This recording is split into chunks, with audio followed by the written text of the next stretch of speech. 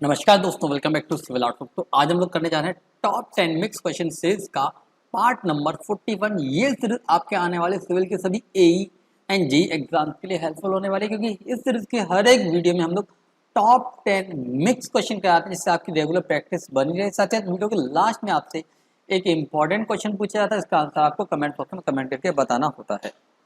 चाहे वो एग्जाम का एनएचपीसी का जेई हो, यूपीपीसीएल जेई हो जो कि बहुत जल्द होने वाला है, यूपीएससी जेई हो जो कि 16 तारीख को है, एसएससी जेई हो, कोई भी एई एंड जेई एग्जाम हो, यहाँ से आपको क्वेश्चन जरूर मिलेंगे, आपको बहुत हेल्प होने वाली है। अगर आप लोग इस वीडियो की पीडीएफ फाइल डाउनलोड करना चाहते हैं तो लिंक डिस्क्रिप्शन में टेलीग्राम से जाकर डाउनलोड कर सकते हैं। इस वीडियो का हम रखते हैं हम लोग 20 लाइक्स का। जितना ज़्यादा आप लोग लाइक करोगे, कमेंट करोगे, उतना रेगुलर एंड क्वालिटी कंटेंट आप लोगों को मिलता रहेगा। और जो भी हम लोग क्वेश्चन कराते हैं उससे रिलेटेड जो भी इंपॉर्टेंट फैक्ट्स एंड डाटा जो आपको रिक्वायर्ड होते हैं एग्जाम के लिए, वो भी हम लोग आपको प्रोवाइड करते हैं।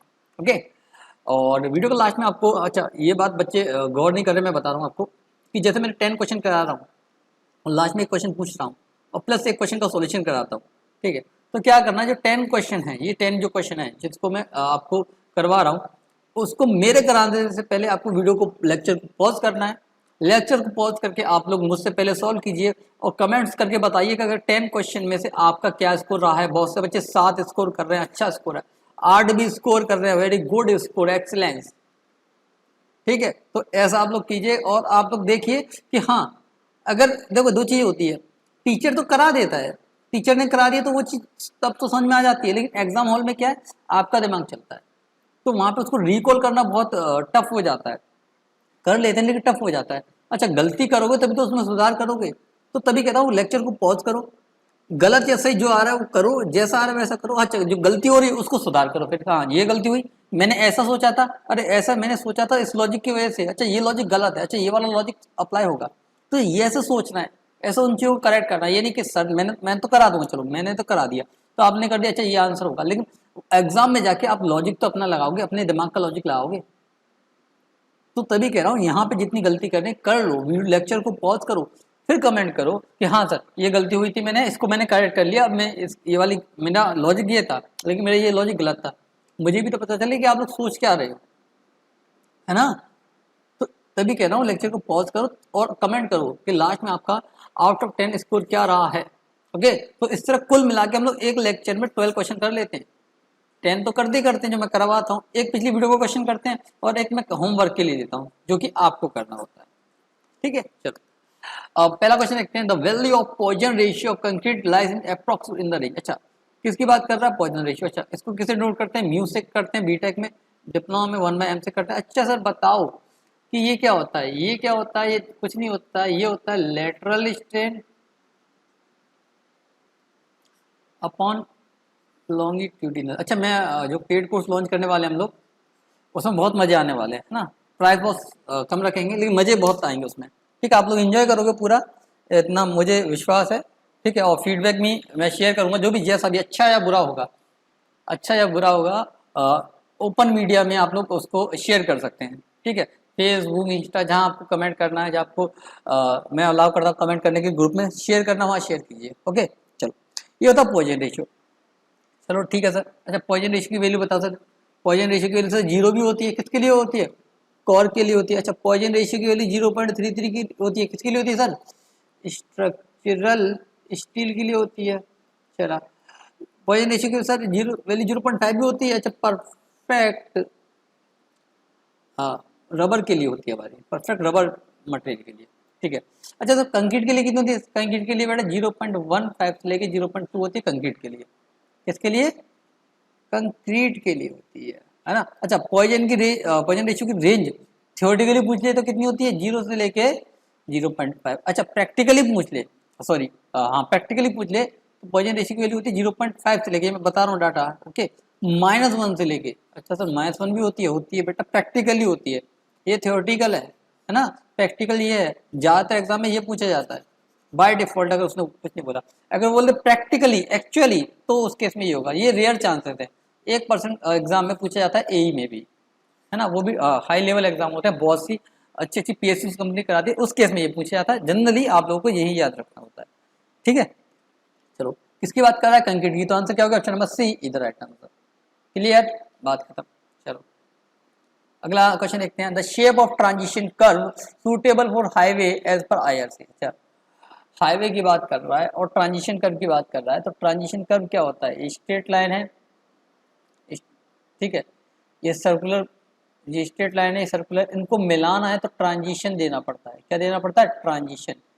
क्या देना पड़ता है, ट्रांजिशन। अच्छा, यहाँ पे रेडियस कितनी होती है, इनफाइनाइट। अच्छा, यहाँ पे आगे कितनी हो जाती है, जितनी सर्कुलर की होती है। तो इनफाइनाइट से किसी पर्टिकुलर रेडियस तक ले जाने के लिए भी ट्रांजिशन कर्व का यूज करते हैं सर। हाँ करते हैं भाई, क्यों नहीं करते हैं, ये भी आंसर है। अच्छा, इसकी शेप बताओ, ज्यादातर एग्जाम में क्वेश्चन जो होता है वो शेप के ऊपर आता है।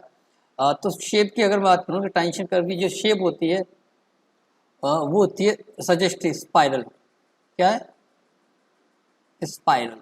तो आंसर क्या हो जाएगा, ऑप्शन नंबर डी इधर राइट आंसर। ठीक है, ये याद रखना आप लोग, ये डाटा बेस है, याद रखना है, इसमें ज्यादा कुछ है नहीं। अच्छा, अगला क्वेश्चन क्या बोलता है, the angle between the gauge face of the stock rail and tongue rail. अच्छा, ये क्या होती है, अच्छा ये ऐसे रेल जाती है ना सर, ऐसे रेल जाती है, चिक चिक चिक रेल गाड़ी जाती है ना, तो यहाँ से ये टर्न होती है सर। अच्छा, टर्न होती है, ठीक है, टर्न होती है तो होने दो, हमारा क्या। अच्छा, तो सर ये होती है हमारी स्टॉक रेल, तो यहाँ का कुछ जो पोर्शन होता है उसको बोलते हैं हम लोग टंग रेल। अच्छा, इन दोनों के बीच में जो एंगल होता है ना, अब प्रैक्टिकली देखा होगा आप लोगों ने, ये तो प्रैक्टिकल चीजें है ना, ट्रेन में सफर किया था लोगों ने, उसको बोलते हैं हम लोग सर स्विच एंगल। क्या बोलते हैं, स्विच एंगल, है ना। रेलवे इतना डीपली पढ़ने की जरूरत नहीं है, जब तक DFCCR हो गया, है ना, रेलवे का पर्टिकुलर एग्जाम हो गया, उनका पेपर नहीं हो रहा, तो इतना डीपली जाने की जरूरत नहीं है। मैं जितना नॉलेज आपको चाहिए, आइडिया हो सकता है, उतना मैं आपको प्रोवाइड करा रहा हूँ यहाँ पे। तो गेज फेस किसका, स्टॉक रेल का टंग रेल के बीच में क्या एंगल होता है, उसको बोलते हैं स्विच एंगल। क्या बोलते हैं, स्विच एंगल। अच्छा, तो सर कितने गेज यूज होते हैं इंडिया में, broad gauge, narrow gauge, metre gauge. अच्छा, इनकी गेज लेंथ कितनी होती है सर, इसकी होती है आपकी ब्रॉड गेज की 0.76, इसकी होती है 1.676 मीटर।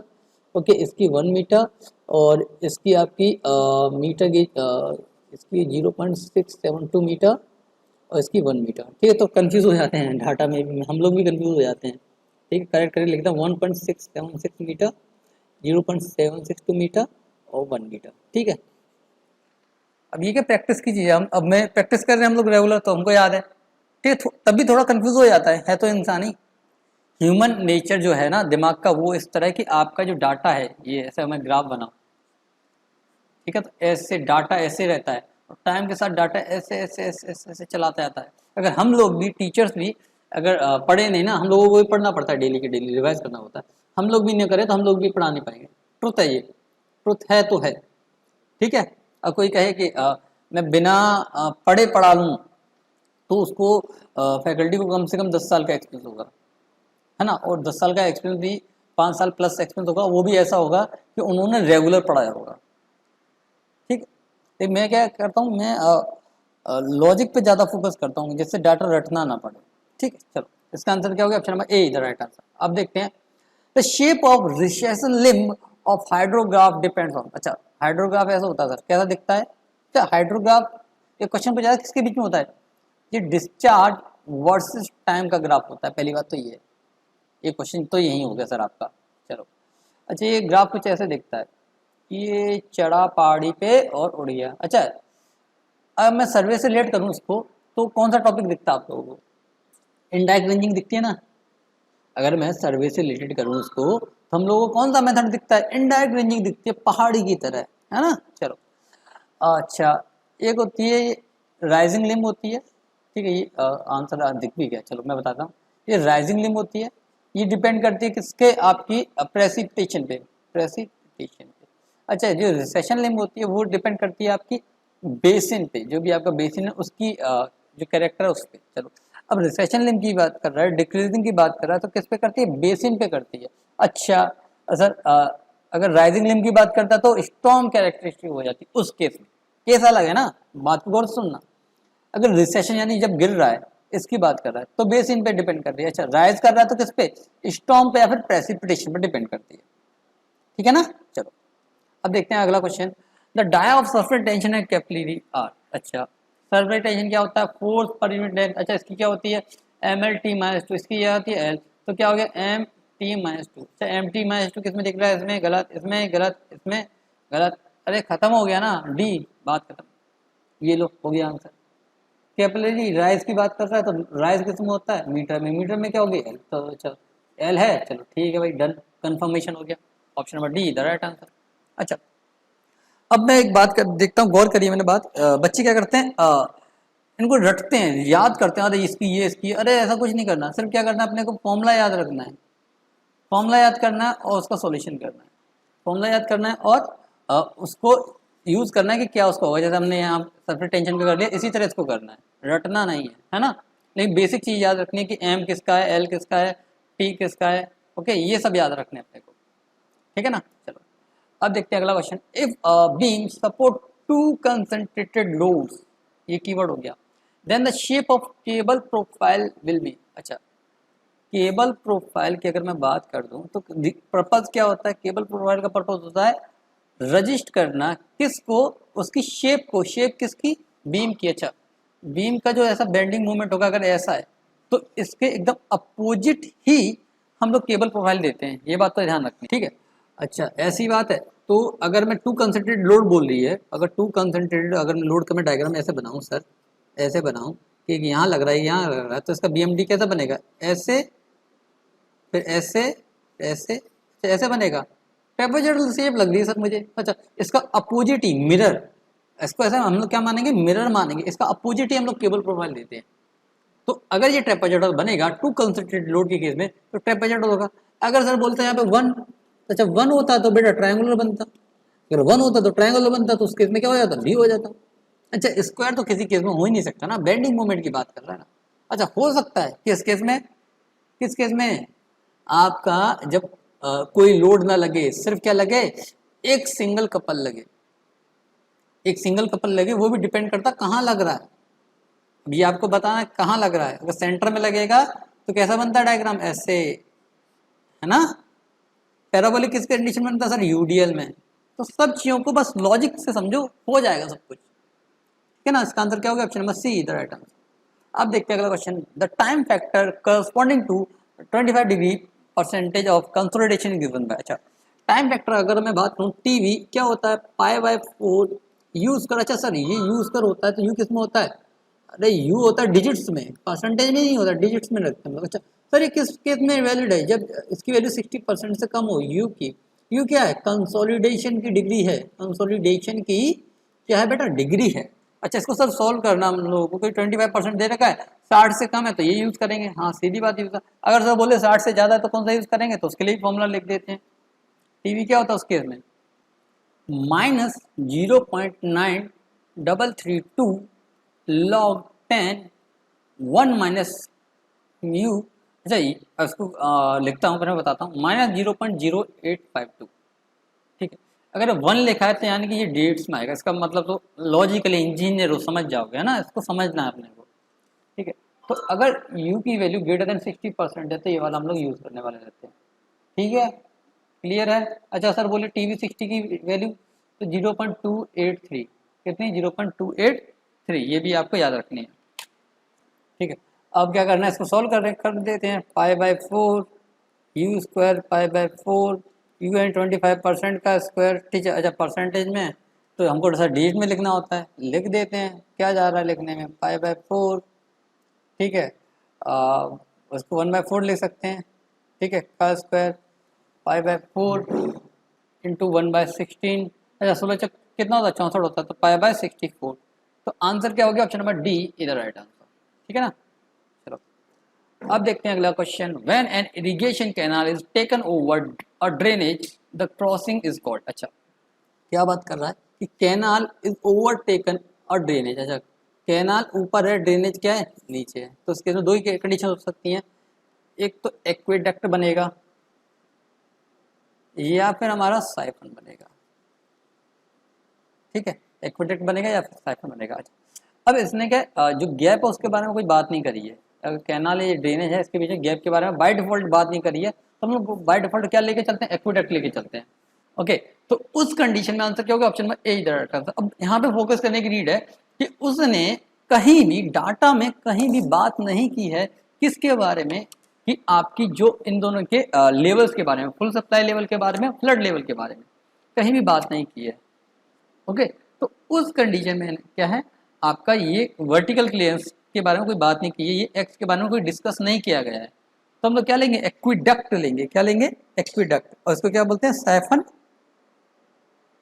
एक्विडक्ट। ओके, तो इसका आंसर क्या होगा, ऑप्शन में ए इधर राइट आंसर। अब देखते हैं अगला question. Under uni axle loading, uni यानी कि 1, बाई यानी कि 2, ट्राई यानी कि 3, ठीक है। Maximum shear stress dash time of uni axle. अच्छा, शेयर स्ट्रेस क्या होती है, sigma 1 minus sigma 2 divide by 2। Okay, अच्छा यूनि एक्सल की बात कर रहे हैं, यानी कि सिग्मा 1 की बात रहेगी, सिग्मा 1 रहेगा, ठीक है, डिवाइड बाई 2, ये क्या रहेगा, 0 हो जाएगा। ओके चलो ठीक है, तो सिग्मा 1 डिवाइड बाई 2 यानी कि 0.5 सिग्मा 1। अच्छा, तो मैक्सिमम शेयर स्ट्रेस कितने टाइम होती है यूनि एक्सल का, तो टाउ कितना टाइम है, 0.5 टाइम है किसका, सिग्मा 1 का। ओके, तो आंसर क्या हो गया, ऑप्शन नंबर ए इधर राइट आंसर। ठीक है ना, सिंपल है। चलो अगला क्वेश्चन देखते हैं, the partial safety factor for welding is. अच्छा, पार्शियल सेफ्टी फैक्टर की बात कर दूं तो एक तो कनेक्शंस के लिए, जितने भी कनेक्शंस हैं सब के लिए 1.25 है, एक्सेप्ट फील्ड वेल्डिंग के लिए कितना, 1.5। तो आंसर क्या हो गया, ऑप्शन नंबर ए इधर राइट आंसर।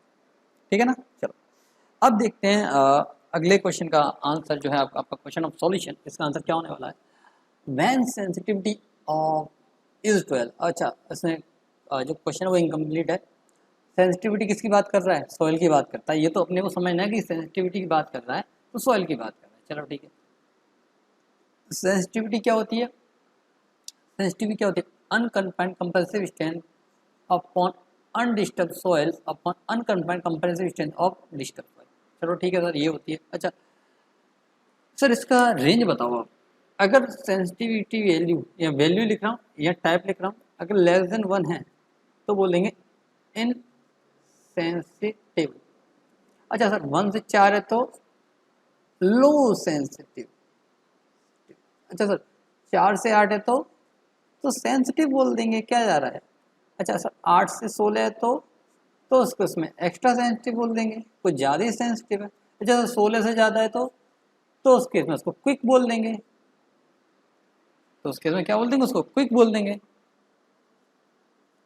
या फिर अनस्टेबल भी बोल देंगे, क्योंकि इतनी ज़्यादा सेंसिटिव होगी कि वो स्टेबल रह ही नहीं पाएगी। ठीक है। अच्छा तो 12 आ रहा है, 12 इसमें आ रहा है ना, तो क्या हो गया, एक्स्ट्रा सेंसिटिव। तो आंसर क्या हो गया, option number D is the right answer. ठीक है ना। सेंसिटिव के केस में क्या रहता है, सेंसिटिव के केस में 4 से 8। मॉडरेट के केस में अगर मैं बात कर देता तो इन दोनों के बीच में कहीं ना कहीं आ जाता डाटा। क्विक के बारे में कर रहा तो 16 से ज़्यादा होना चाहिए, एक्स्ट्रा के बारे में बात कर रहा तो 8 से 16 के बीच में। ठीक है ना। चलो अब देखते हैं क्वेश्चन ऑन द डे। अच्छा, ये क्वेश्चन मैंने डिज़ाइन किया है ना नया, ऐसा नहीं है कि आपको पुराने क्वेश्चन मिलेंगे, क्वेश्चन आपको नए देखने को मिलेंगे। ये क्वेश्चन मैंने डिज़ाइन किया है। अब इसका आंसर जो बच्चा बता रहा है, क्योंकि देखो आज का टाइम क्या बच्चे, आज का टाइम है आपका लॉजिक का। लॉजिक अगर आपको आ रहा है, आप जो अगर ऐसे माला, अच्छा दूल्हा तो बनोगे कभी ना कभी ना, जॉब लग जाएगी तो दूल्हे बनोगे, तो आपस में क्या है, माला जब पहनोगे तो सब चीज़ें आपस में कनेक्ट होती हैं। जब आप इनको आपस में कनेक्ट करना सीख गए तो बेटा आपका सिलेक्शन निकल जाएगा, कोई नहीं रोक सकता सिलेक्शन को आपको। हाँ, ये क्वेश्चन भी ऐसे डिज़ाइन किया मैंने कि आपको जिसने इसका आंसर कर दिया बेटा उसका लॉजिक अच्छा है। मैं यही चेक कर रहा हूँ, जिसने इसका आंसर कर दिया उसका लॉजिक बहुत ही अच्छा होगा और वो कंपटीशन में निकाल जाएगा एग्जाम को, है ना। और जिसका नहीं आ रहा, जिसको नहीं आएगा कोई दिक्कत नहीं है, सीखेंगे, सीखेंगे, नहीं आ रहा तो क्या है, सीखेंगे क्यों नहीं, उसको मैं अगली वीडियो में सॉल्व कराऊंगा और लॉजिक के साथ कि क्या लॉजिक था, कैसे सोच के हम लोग कौन सा आंसर लगाएंगे कौन सा नहीं लगाएंगे। ठीक है ना, सब लॉजिक बताएंगे, मजे आएंगे। क्वेश्चन अच्छा डिजाइन किया, मजे आएंगे आपको सॉल्व करने में। ठीक है। अच्छा, अब आप लोग अपना स्कोर भी बताना, कमेंट्री क्या आपका स्कोर रहने वाला है आउट ऑफ 10, और इसका जो क्वेश्चन ऑफ द डे है इसका आंसर भी आप कमेंट करके बताना। ओके। और अगर आपको कोई भी डाउट है, कोई भी क्वेरी है, अगर आपको किसी भी सब्जेक्ट के रिगार्डिंग, किसी के भी रिगार्डिंग, ठीक है, तो आप बेझिझक मुझको कमेंट कर सकते हैं। कोई डाउट है, कोई भी डाउट है तो ये सोशल मीडिया हैंडल्स मैंने इसी वजह से दे रखे हैं कि आप यूट्यूब पे कमेंट कीजिए, टेलीग्राम पे कमेंट कीजिए, ठीक है, कनेक्ट कीजिए मुझसे, इंस्टा पे कीजिए, फेसबुक पे भी कीजिए, लेकिन वहाँ पे रिप्लाई करने के चांसेस नहीं होते हैं। ठीक है, क्योंकि इंस्टा पे मैं ज़्यादा एक्टिव रहता हूँ, मैं खुद, मेरी टीम फेसबुक पे एक्टिव रहती है। ठीक है। क्योंकि वो बाद में मुझे बोलते हैं, फिर मैं बाद में उसको देखता हूँ तो उसमें टाइम जाता है। नहीं, अगर आप व्हाट्सअप पे करेंगे तो उसका भी रिप्लाई आपको जरूर मिल जाएगा। ओके, जितने सोशल मीडिया हैंडल से आप वहाँ पे कहीं भी जाके हमको कांटेक्ट कर सकते हैं, जितनी मेरी ओर से हेल्प होगी मैं कर पाऊंगा, मैं आपकी करूंगा, और आप मैं कर रहा हूँ, आप लोग देख रहे हैं कि टॉप 10 मिक्स क्वेश्चन सीरीज इस वजह से चलाई जा रही है। और मेरे ख्याल से यूट्यूब में ऐसी कोई सीरीज नहीं है जो मिक्स हो और डेली कंसिस्टेंसी के साथ, और 10 क्वेश्चन में रखता हूँ सफिशिएंट। कम कम का रीजन है कि क्वालिटी वर्सेस क्वांटिटी रेशियो होता है बच्चे। अगर मैं क्वांटिटी ज़्यादा रखूँगा तो क्वालिटी कम हो जाएगी, क्वांटिटी कम रख के 10 रख के क्वालिटी ज़्यादा हो जाएगी। ठीक है, क्वालिटी को मेंटेन रखना प्रायोरिटी पे रहती है। जैसे एग्जाम में पहले एक्यूरेसी आती है, उसके बाद स्पीड आती है, तभी मैं उसी पे फोकस करता हूँ कि पहले क्वालिटी आनी चाहिए, उसके बाद क्वांटिटी आनी चाहिए। इसी अप्रोच से मैंने जितने भी एग्जाम है इसी अप्रोच से निकाले हैं, और यही मैं अप्रोच आपको बताना चाहूँगा कि पहले क्वालिटी पे फोकस करो, एक क्वेश्चन को डीपली चेक करो, उसके कॉन्सेप्ट को चेक करो। ठीक है, तो मिलते हैं नेक्स्ट लेक्चर में। Till then be happy, keep learning and don't forget keep smiling. और लेक्चर्स को लाइक जरूर कीजिए, है ना। लाइक्स कम हो रहे हैं तो लाइक्स कम से कम 10 लाइक्स तो होने चाहिए। ओके, चलिए